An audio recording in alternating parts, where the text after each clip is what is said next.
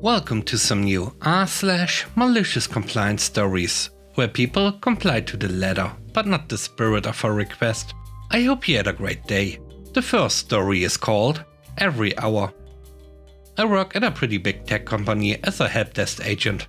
Like any help desk employee, I've had my fair share of crazy customers, like this one, who we should call Karen. We would mainly answer the phone and emails and then log in tickets to our system for handling all the issues customers would require us to solve. Each logged ticket will cost the customer to be billed the standard help desk fee, and then it would add up, depending on how long it takes, parts needed, etc. One morning, Karen calls in and asks about a ticket she had logged like 2 hours ago.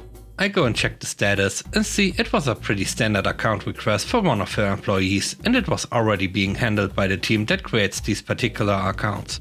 This account was for an outside system for which we only provide the accounts, and they have their own support for problems.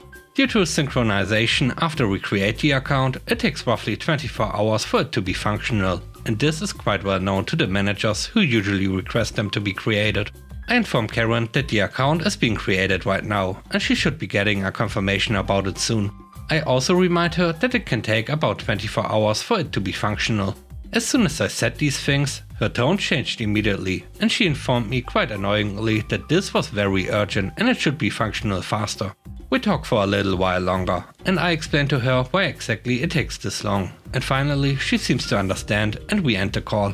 About an hour later, one of my colleagues sends me a message asking if I've talked to this lady before. They tell me she is calling again, angry and demanding that the account should be made faster. Once again, they explain the same things I did and they end the call. About another hour later, I answer a call and it's Karen again, even angrier and practically yelling that the account needs to be created now. I check the ticket again and see it has been completed, so the account should be working tomorrow. I tell this to Karen, and she is not happy. She starts to yell all sorts of things and says that this is not how we should do things. Again, I inform her that the system she needs the account for is not ours and this is something we can't do anything about, but she won't have it. She then calmly informs me that if this is how we do things, then she will be calling us every hour to waste our time until the account is done. I can almost hear the smirk on her face as she says this. Now, even though she was being extremely rude, I didn't want to be a jerk. I tried to inform her that every time she calls, we are required to log in a ticket and her company will be charged the standard help desk fee. But as I try to tell her this, she just cuts me off and refuses to listen. So at this point I say, alright, call us if you want. So then she proceeds to call us every hour for the rest of her workday, and the next morning I get a few of her calls and just always repeat the same thing. Account will be working within 24 hours. And each time she calls me or one of my colleagues, we log in a ticket and move on. Eventually the call stopped, presumably because the account was finally functional and we didn't hear from her again. I haven't heard if she got into any trouble for it, but she must have generated quite a bill for her company over nothing.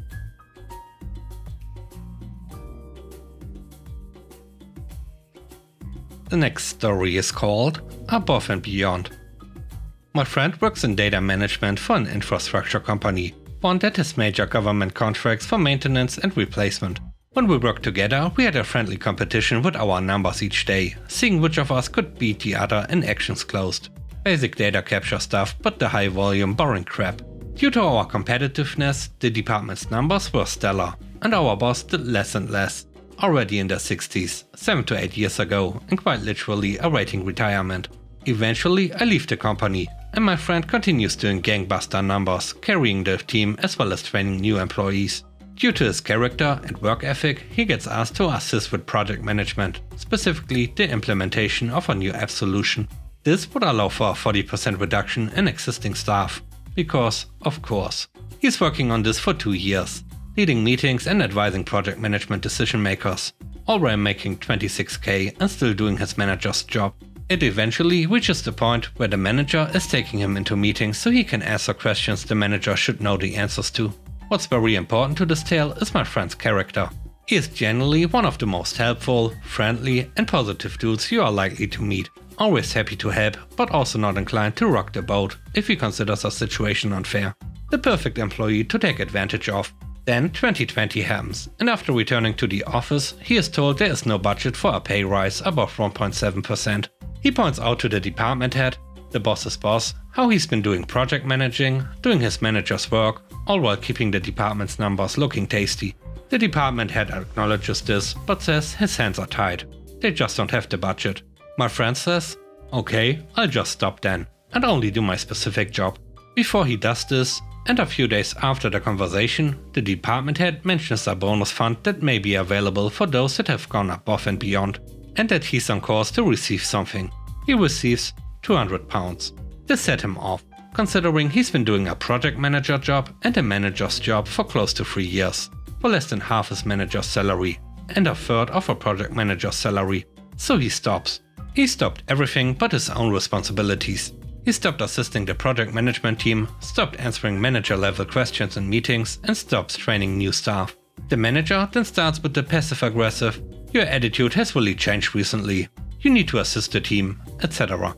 He tells the manager and department head that they don't have the budget, and he's happy with his responsibility as outlined in his contract. Unfortunately, he's still there in the same job. But the useless manager had to struggle through making a fool of themselves in various meetings, and the department head now gives him the stink eye a few times a week.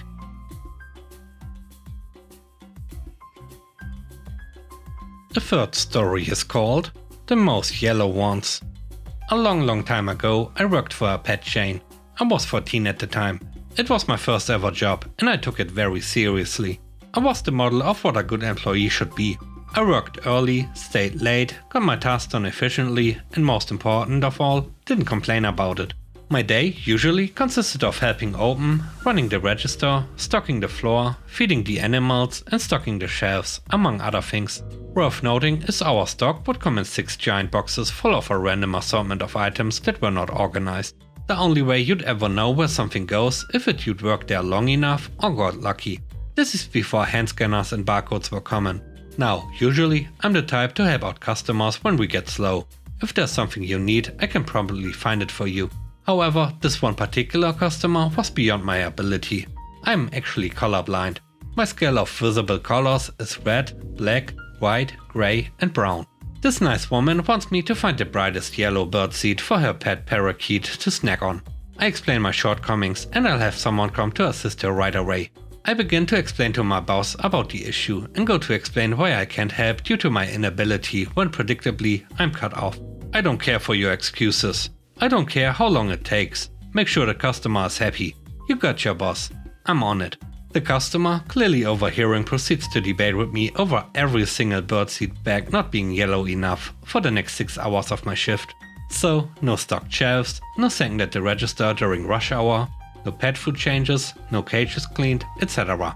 When I was angrily asked why nothing was done, I proceeded to explain, "You told me to help her until she was satisfied. Considering I'm colorblind, I can only take the customer's word for which bag was the yellowest one."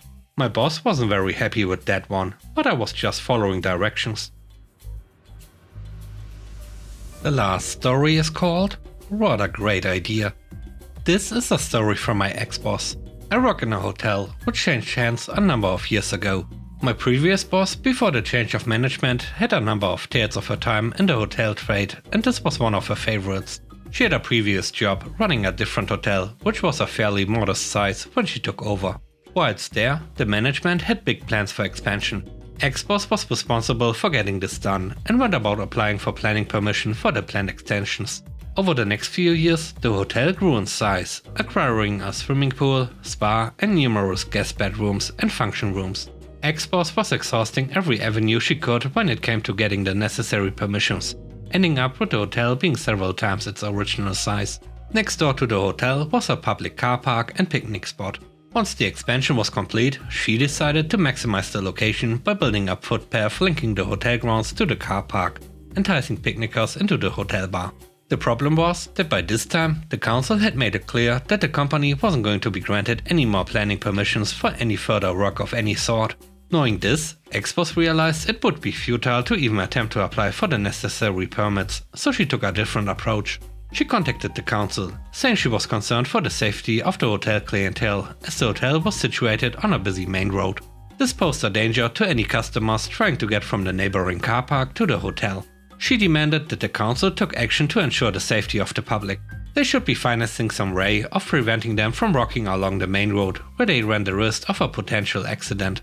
The council replied that this wasn't their responsibility and that if the hotel was really so concerned about the issue, they should pay to have the path built themselves. This was exactly what ex-boss was hoping for. Before the council could change their mind, she did exactly that. She built a footpath at the council's request, which they would have never have let her do if she had asked for permission through their regular channels.